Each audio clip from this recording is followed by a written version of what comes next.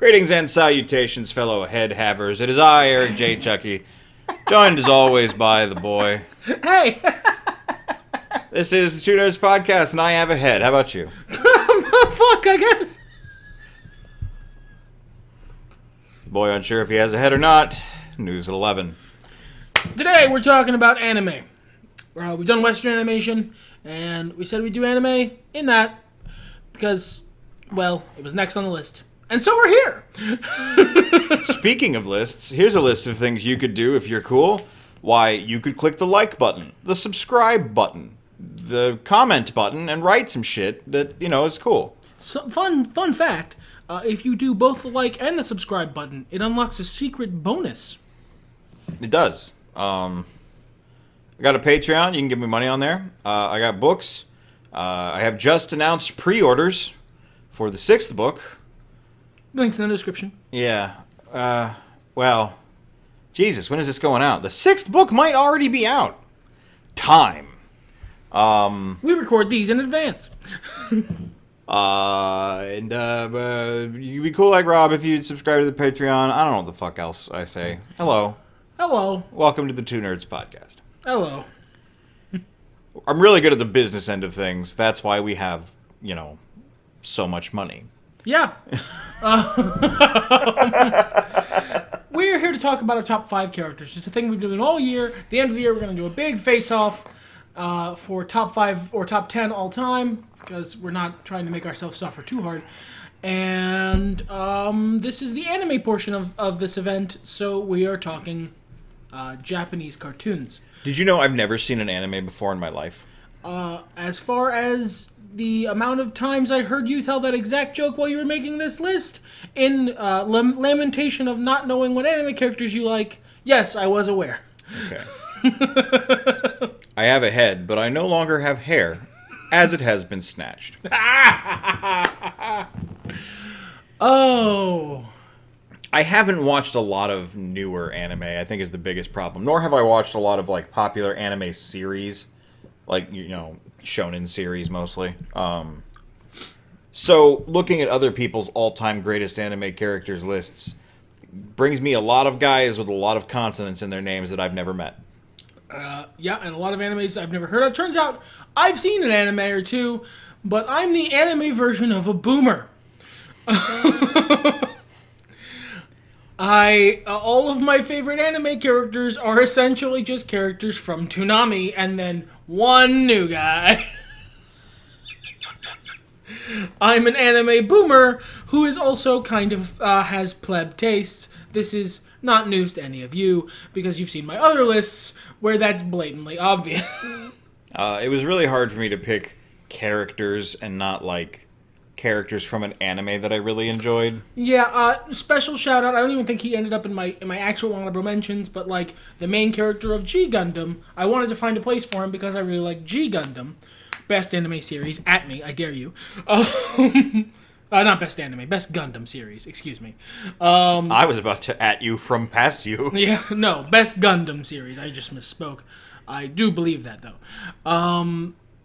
But it's not on here because I don't give much of a shit about Bomonkashu. I like that anime. And that's a problem that we both had, is there are anime we like that the characters aren't why we like it. It's either cool visuals or a great plot or something like that. But there are some standout characters, and we both did manage to gather up a list of 5, and I don't know about you, but I really do like the people on my list. They are up there with the top 5s on the other categories we've done. It just took a minute. My number 5 is kind of questionable. I want to watch more anime, and there's the thing for you to leave in the comments section. Recommend some anime to me so that I may later judge you. Don't. Do leave us a comment recommending some anime. I'm going to warn you, recommendations do not have the best track record with this man. I just don't like things or stuff. Increasingly as I've aged, I've become more of a person who's I like what I like, but I don't know that until I'm there, experiencing it. I will not go on that tangent, but trust me that it is true. If you don't mind if I go first. Oh, no, by all means. Because my 5th place was kind of a... Really? I don't... And what I have listed here right now is the pair of Tetsuya Kuroko and Kagami Taiga from Kuroko no Basuke, which could have easily also been Alphonse Elrick from Fullmetal Alchemist. It was a real toss-up, and ultimately, I think, I've watched one series more recently, and I really like that dynamic, and I really like seeing that light and shadow dynamic other places and being able to point it out, and like it brings me greater enjoyment of media to see that trope used. I really dig it, and it's probably one of the best examples of it. And I'm not trying to be a wiener there about this basketball anime. As I understand it, the manga version saved basketball in Japan. So, like, it's important, sort of. Insofar as any entertainment medium is. Sure. Well, relative to its station. That's is fair. what I meant. There's not... If you haven't seen the show, I guess the best way to put it is... Taiga is loud and brash and incredibly good at what he does, which is basketball. And, like, confident and driven to win, whereas Kuroko is quiet. His gimmick, because everybody has basketball superpowers, is that everyone forgets about him. So he's the ultimate, like, go-between. So it's red oni, blue oni. Oh, yeah. Oh, to the nth degree. But, like, they're also friends. That's good. Yeah, but there's, like, that little bit of rivalry. It's just, like, I don't know. And this deep respect between them that grows as the anime goes along. And just the way their personalities clash. I mean, it's just taken to the nth degree, but it's portrayed so well, so simply. Like, sometimes just a real good version of a trope is all you need. Sports anime are fun, dude.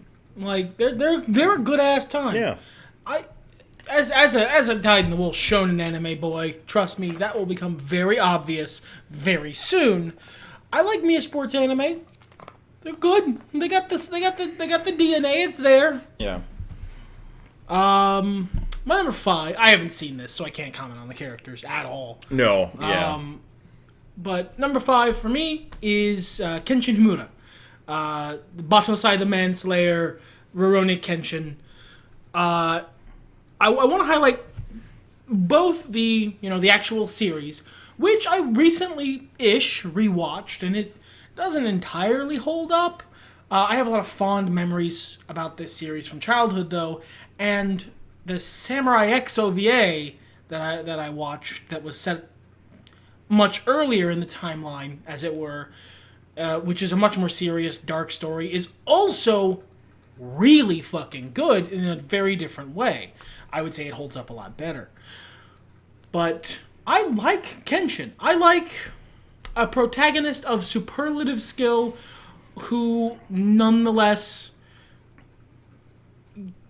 still fulfills all of the various anime protagonist tropes of the kind of anime he was in, sort of a romantic shonen anime, of generally getting clowned on by the secondary characters in any situation that isn't super serious, generally being fairly lighthearted, optimistic. That's nice. You get a lot of edgy boys, and Kenshin is not an edgy boy in more ways than one. He's likable for a lot of the same reasons people love Vash the Stampede. Yeah, exactly. And I like him better than Vash, so he ended up on the list. It's not a super deep thing. He's a really cool samurai guy. He is really cool. I enjoyed my time watching Ronnie Kenny, as I called it. You insisted, yes, called it Ronnie Kenny. I'm a terrible human being, and I don't know why you do a podcast with me. For exactly that sort of thing. Oh, okay. For reasons that will become clear later, instead of our traditional switchy, backy-forthy, why don't you go ahead and do your number 4? Okie dokie. My number 4 is Yusuke Rameshi from Yu Yu Hakusho. Probably... He's an edgy boy. He's a shitty goblin child. A juvenile delinquent turned conquering shonen punching hero. And I like him for a lot of reasons. One, again, very cool. Two, his defining characteristic isn't that he had a lot of power, although he always was portrayed as very powerful in the series. Obviously, he's the protagonist.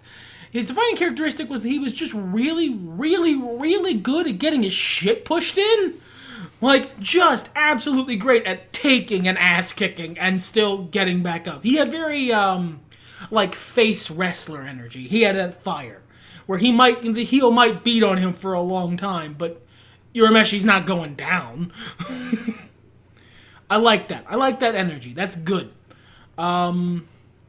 He is one of my favorite tropes in fiction, which is terrible garbage child.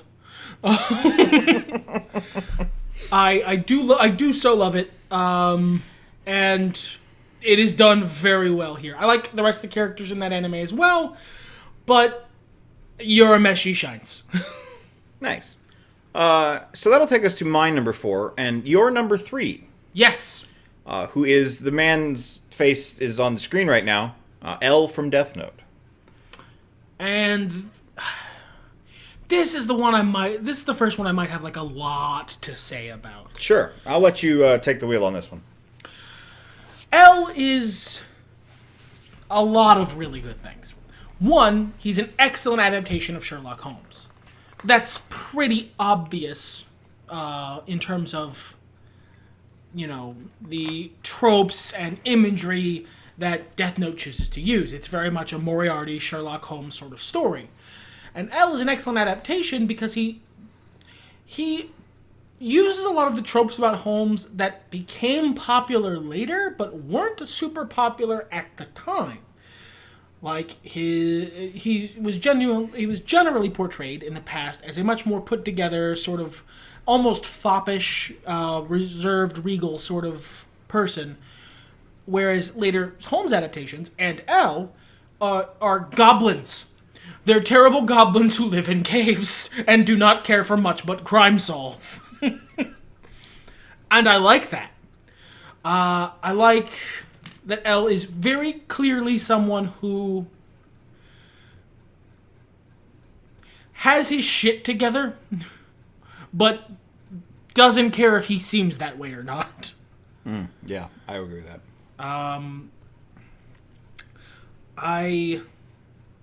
I love him as a foil to the protagonist because he's the antagonist of the series.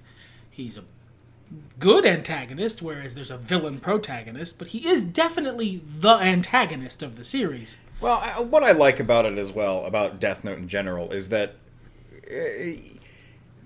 they are complicated. It's not so much that Light is evil and L is good. It's, well, I mean, if you want to go the other end of the spectrum, it's that Light is chaos and L is law. Yes. Light is evil, let's be clear. But one can understand, especially in the early parts of the anime, where he's coming from. Oh, and one can definitely understand in the early parts of the anime where he's coming from, and one can understand being made in Japan when it was made, where the people who made Light are coming from. Like, the son, the very intelligent, very sheltered son of a police captain in Japan would definitely have life experiences, let's say, that would lead him to the kind of worldview that Light has. Yeah. Whereas L is essentially a foreigner. Like, I believe he's Japanese in the anime. I don't remember in terms of ethnicity, but he was raised in a boarding school elsewhere. So he doesn't have that internal... he doesn't have that gives him that point of view. So he's able to champion the law in a way that the makers of the series aren't necessarily doing. Right. And he is, if not, in terms of nationality a foreigner, he is foreign in that his mind works differently and puts things together differently. Everybody else in the anime is pretty normal in what you'd expect. Except for Light and L. And I like... L is the smartest person in the anime. By a big margin. But it is him, a big gap, Light, a big gap, and then everybody else. And I like that he's never really on the back foot. up until like the very end, he pretty much always knows that Light is the guy. It's just about proving it. Right. And that makes an interesting contrast as well, since the burden of proof is on him as the, good guy. Yeah. As the armature of the state, as it were, he has to prove that Light is the killer, not just know it. It's not good enough to figure it out. He has to be able to prove it to other people who aren't as smart as him, and that's hard. I do echo all of your sentiments. However, I would like to express as well that as a person, I just like him. I saw some TikToks recently of someone cosplaying L and was like, I was into this X years ago. I don't know if I'm really into it now, but hearing those voice lines again, that they were, dubbed in. Yeah. Man, what a charming, weird fellow. Yeah, he's got that. He's very much a shut-in. He's a crime-solving shut-in. He is. But the most important thing I think is that he's not an asshole. No, I mean, yeah, he is an asshole. A little bit when pushed, but he tries to be. He's polite. Genial. Yeah, he's polite. He's not being abrasive on purpose. He's aloof, not abrasive. Right, exactly, and I do like that about him. Aloofness creates a different kind of asshole. Sure. But, only if you're being pushy. Right. If you work with L on his terms, if you're willing to meet him there, he will meet you a little lower than he would probably prefer. That's hard to do. Especially for a guy who clearly has some hang-ups. A couple issues. But I find him very charming and interesting, and, man, that series is just really good. I honestly, of all of these characters, this one is probably the one, thinking about, where to place him, is probably the one that made me want to rewatch the series he's in the most. Nice. Because Death Note is it's an intricate little play, a back and forth chess match between two masterminds, and then Light wins, and that's the end of the series. And so it is. Moving on to another short one-season anime series, my number 3 is Gene Starwind.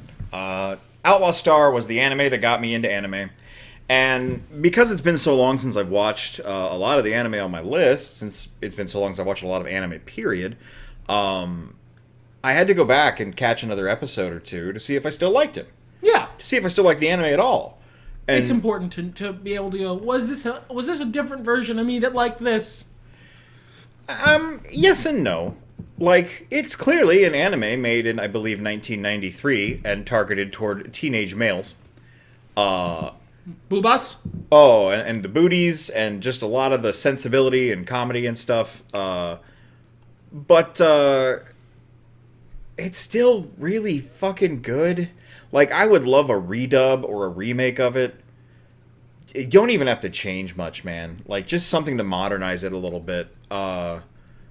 And clean it up, because we've come a long way in our anime translations in the last... I imagine the translation is not as good for Outlaw Star as it could have been. 20 years. Maybe it was in 96. Maybe it's only 15.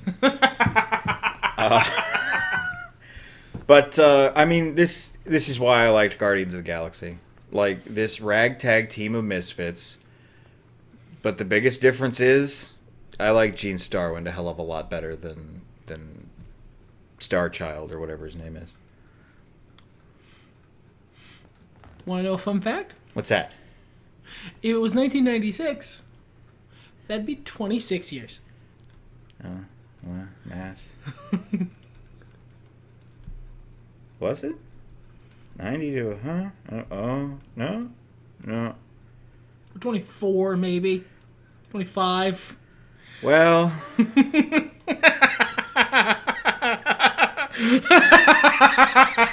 time she sure does keep marching on. 20 fucking years ago.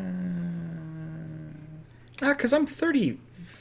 2001 was 20 years ago. Alright, so yeah, I guess 20. How does math? I was 14 when I watched the... Oh, I didn't watch it when it came out. No, you watched it when it came to America. Duh. Okay. Woo! Fucking solving math in real time.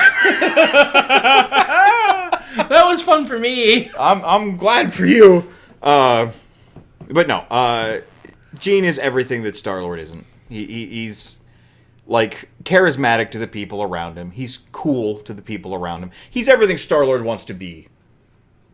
Yeah, that's the thing. He is Star-Lord, but the universe hasn't decided that Star-Lord's a comedy character in this adaptation.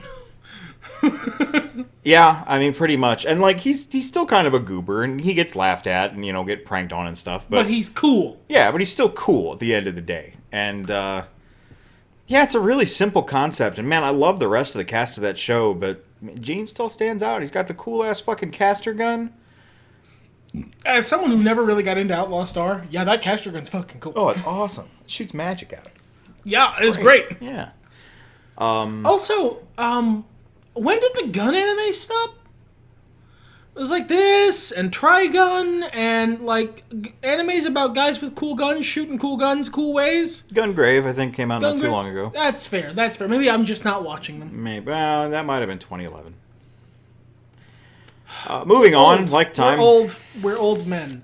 Why don't you hit us with your number 2? My number 2, my second favorite anime character, who was my favorite anime character until relatively recently. As I said, I am an anime version of a boomer, is Vegeta from Dragon Ball Z. Vegeta's the best character in Dragon Ball Z. It's not close. He's the best character in Dragon Ball Z. By all rights, the Buu saga should have ended with him, with his final sacrifice to destroy Buu. That should have been the end of that series. I will be salty until the end of time that it wasn't, because it was the natural storytelling conclusion. But anyway.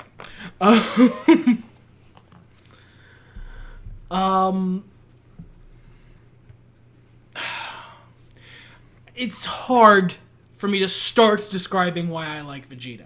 Vegeta is the only character in Dragon Ball Z who has character development. He's the only character in Dragon Ball Z. Look, characters are allowed to be two-dimensional. That's not a bad thing. No. Goku doesn't have to become a different or better person to be a good character. But he is the only character in Dragon Ball Z with a character arc. The only one.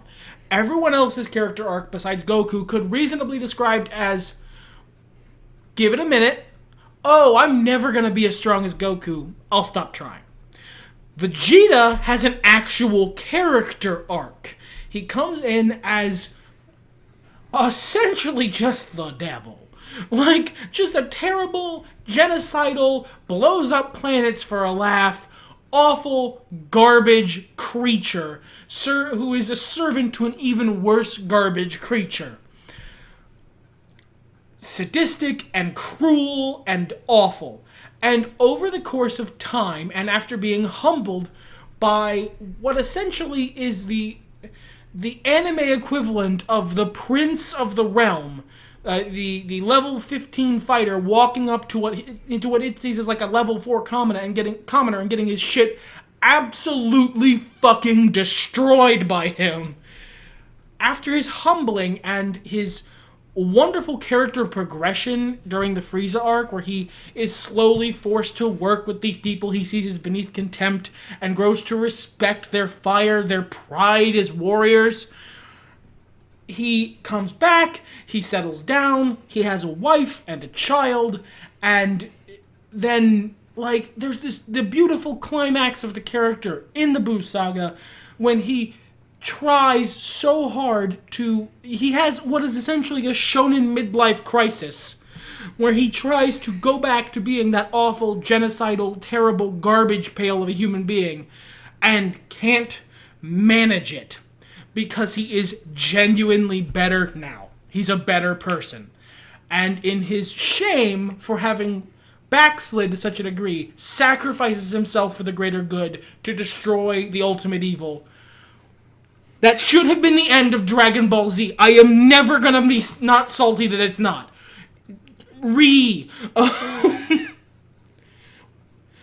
Anyway. I like villain Vegeta. He's a great villain. He is cackling and wonderful and evil. I love Dad Vegeta so much. Dad Vegeta is the only reason I want to watch Dragon Ball Super. I'm going to be completely honest with you. Vegeta is the best character in Dragon Ball. Full stop, period, at me. And I love him. This has been my TED Talk. Who's your number 2? My number 2 is I don't feel as vociferous, so like I don't know. I don't know how to follow that there, Iggy Pop.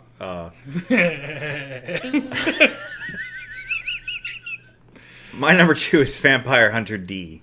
Usually just going by D, but it would be sort of redundant to. Yeah. He's a kind of a character I wish we saw in film more. And I know there are films where you can see it, but like I feel like most of the legitimate concepts I've had for movies in the last 10 years have been, what if D took on Blur?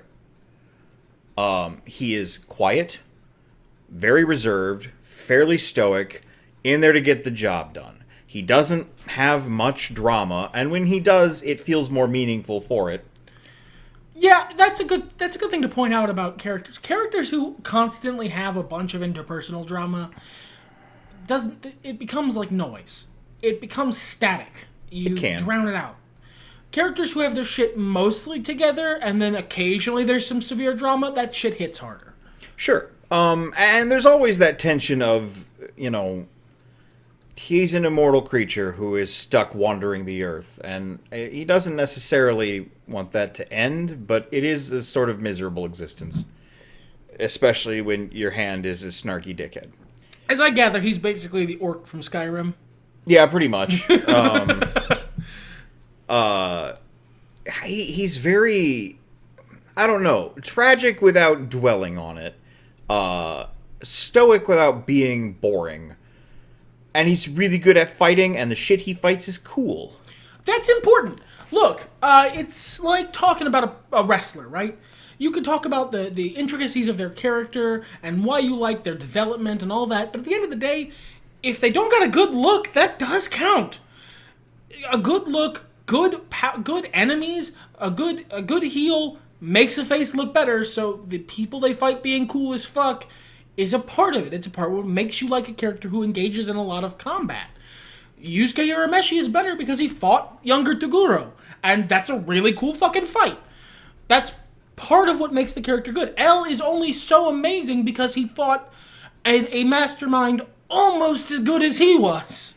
And that's kind of the thing, is a lot of the Vampire Hunter D movies have spent a lot of time building D up to be, like, the legend. The man, the myth, the legend. And it's awesome because you can see how people react to him, and then you can still see him struggle with weird creatures and traps and unexpected circumstances, and the death of his horse, and the death of his horse, and the death of his horse, and the death of his horse. And that one time his horse died. I mean, look, if I weren't such a bitch about reloading saves, that would be me in every Skyrim playthrough, so I can get it. I would love to read the original novels, but they're actually kind of hard to find in English and not ridiculously expensive. At least they were last time I checked. Because I really like this character, and I wish I could ingest more media about him. Especially from the hand that wrote it, because I don't want, like... You don't want someone else's shit messing stuff up. Yeah, like, he's very pure to me, and iconic, and, like... I'm not much of the transporter guy, whatever his name is Jason in the movie. Statham. Not Jason Statham. I mean, but like specifically that character, okay. or John Wick. We're just quiet hard ass. This is my John Wick.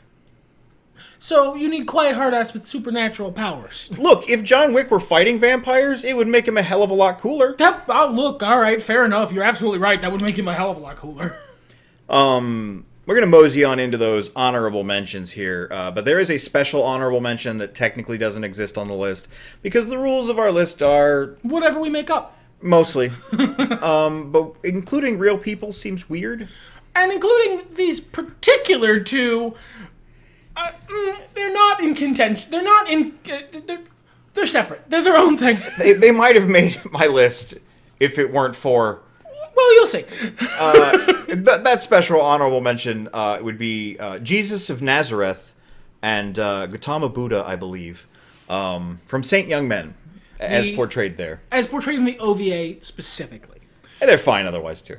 Yes, they are, but that's the version we've seen. Sure. So, we have a tradition. Every year, on New Year's, this started many years ago at this point. This started the year after the OVA came out. Yeah, okay. So, since the OVA came out, every year, on New Year's, we watch this OVA. We watch Saint Young Men, the OVA. It's an OVA about Buddha and Jesus take a break from heaven. They go on vacation in, as Jesus puts it, exotic Japan. And it's just nice. They're just nice boys. It's just a calm, soothing slice of life anime. Nothing is too high stakes. It's fun. It's breezy. And it's a wonderful display of friendship. Yeah. I like a lot of slice of life anime. I almost put a character on my top 5 list from Princess Jellyfish, the title character. But she's all right. Like, she's fine. She's just a person, I think, is the thing, you know? But, man, just people going about their day and living their lives and learning and laughing and loving, as the signs go. That's just really, fun for me. It's why I like King of the Hill a lot. And yeah, if King of the Hill was the best Western slice of life anime, Saint Young Men is the best regular slice of life anime. Yeah. And ultimately, the characters of Jesus and Buddha in this are just guys. They're just regular people. Sure. Trying to live their lives. They just have some specific challenges. Yeah. I would recommend watching that to anybody. The anime is pretty good, too.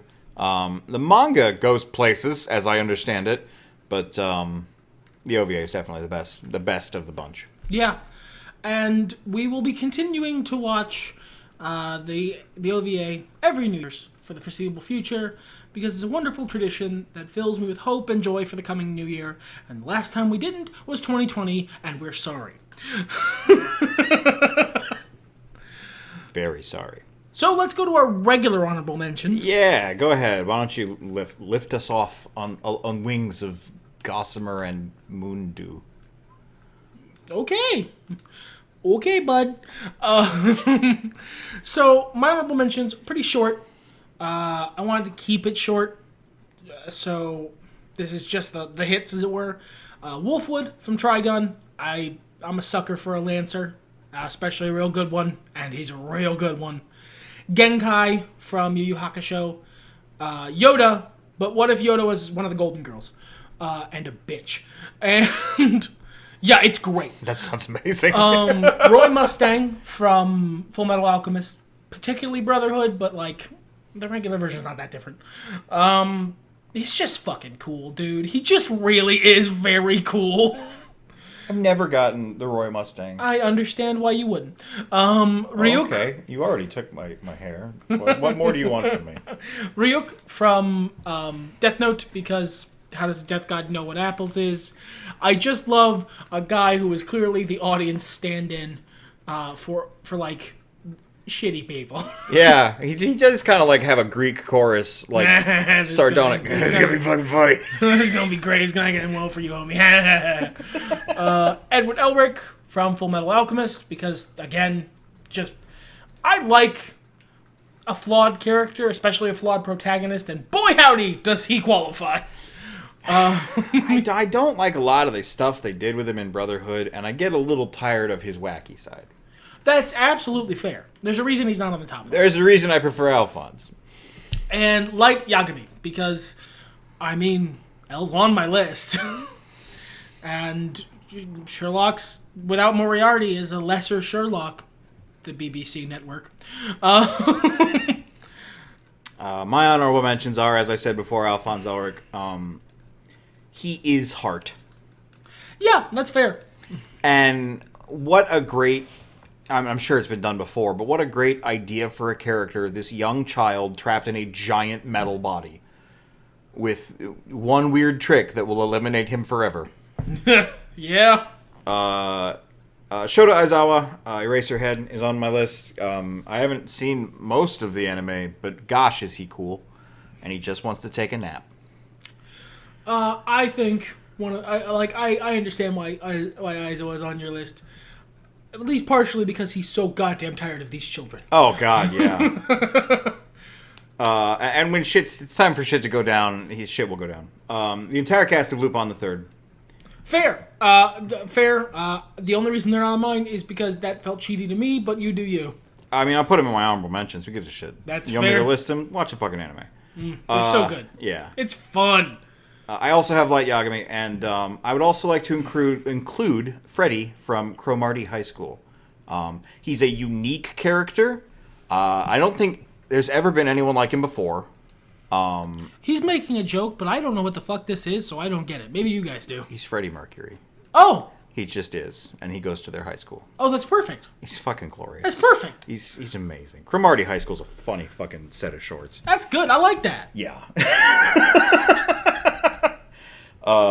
Yeah. All right. Yeah. Go to your number one. All right. My favorite anime character, only recently at the top of this list in the grand scheme of things, is All Might, Toshinori Yagi. Fucking... All Might he's not better Superman, but he's Japanese Superman. And that makes a lot of differences. And they're all pretty good. He's not a perfect guy, but he is still Superman. And so all of the stuff you've ever heard me say good about Clark, yeah, pretty much. But add to that a layer of torment and struggle and pain that most versions of Clark never have to deal with.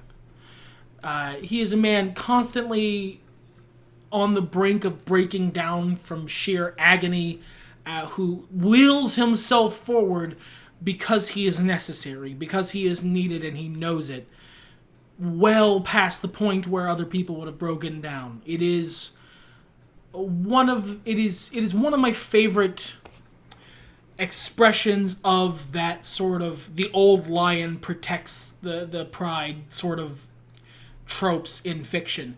He's bad at picking successors. That is one of his chief flaws. I don't know if it's clear. I'm not a huge fan of Deku. Local moron finds out he has legs. But I understand why he picked that kid, because he saw himself in that kid. And that's a very human decision. He has some of the most wonderful, inspiring fights, in that he has like two big fights in the anime. And one of them is honestly one of the most inspiring, like, anime fights I've seen in a long ass time. And to go back to the wrestling metaphor, he's everything that the WWE wished John Cena was. Yeah, that's a good way of putting it. And he is the symbol of peace, and he is determined that he's going to remain the symbol of peace until he can't stand up anymore. And by God, does he, at least as far as the good portion of that fictional universe is concerned, he goddamn manages it. I read the manga, or rather read. I stopped after a while. Unfortunately, My Hero Academia gets a little pointlessly edgy at a certain point. But the part I like, All Might's great. It was really hard for me to pick between D and my actual number one. Because, like, in my head, they had a little fight, you know? And they're two parts of a very impressionable part of my life. But one was there longer, and one I geek out more over, and for whatever reason, it still sticks with me after all these years. My number one is Sailor Moon. When I was a teenager, I would have said Sailor Mercury. But things have changed, and I appreciate this idiot. She basically is Deku, in a sense. Bestowed ultimate cosmic power. Complete moron? Complete idiot. Just like, I mean, what if you gave Peter Parker powers and he went with great power comes a great excuse to go have a free shopping trip? Deku is very much high-end, low-whiz. Sure. Whereas Sailor Moon always came across as low-end. Low-end. Low-whiz. Low-whiz. High charisma. Fucking bonkers charisma. And that's kind of what I like about her, is that I always, I grew up on teenage superheroes. Who doesn't, really? And the fact that she not so much refused the call to action, but, like, complained about it like it was homework. Yeah, I don't want to save the world today. I wanted to go to this concert. Yeah, or, what the fuck have you. I love that. And I love as her character develops and, like, when the chips are down and she actually stands up and is like, oh no, you're fucked. The way the team comes together and just all of that. And the iconography. And, something just fell. Don't ignore that. Nothing happened. Consider it ignored. Yeah. It's for similar reasons as it was difficult for you to get started describing why Vegeta is good. It's hard to describe why Usagi is good. Like, right? You've seen the anime. But, like, ironically, I've never really watched Dragon Ball Z, and you've never fucking seen Sailor Moon. And I'm sure plenty of people in our audience. I've seen a couple episodes. Same. Yeah, of Sailor Moon. I like Piccolo. I'm familiar-ish. It's actually a fun... this is a fun version of this podcast, because for most things, we watch the same shit because we've known each other for at least my whole adult life. Anime, we have very different, like, wells to draw from. Sure. I've seen a season and a half of My Hero Academia, and I believe you've seen both Vampire Hunter D films. I think so, yeah. That was a long time ago. Otherwise, the only other overlap is L. Whom we both love. Yes. And Fullmetal Alchemist. Yeah, but that's in the honorable mention. Lupin the Third. Some of the smaller Some of the stuff in the honorable mentions. For the stuff in the top 5, we just like different stuff in anime. Yeah, and I think it's that combination of the shonen-esque story with the slice of life that is Sailor Moon. I mean, it deals with what you care about when you're in high school. Am I going to look good enough for the big dance? I will give you that. Sailor Moon always felt very true to life. Mm-hmm. It always felt like this is the kind of shit a teenage girl given ultimate power would actually care about. Yeah, and it's just fun and lighthearted, and you don't take it too seriously. And I kind of dig that. And it's, I don't know, inspirational, cool. Yeah, it's always been very cool. Like, Yeah. There's a reason that transformation sequence is so iconic. It's really cool looking. Yeah. Yeah, I don't want to get, like, too personal about it, so I'm gonna step back a little bit there. But let me just say that basically everything embodied by Sailor Moon is something that is deep and important to me. Well, there you go. I feel like that's a good wrap-up, my dude. Everything's better when nerds talk about it.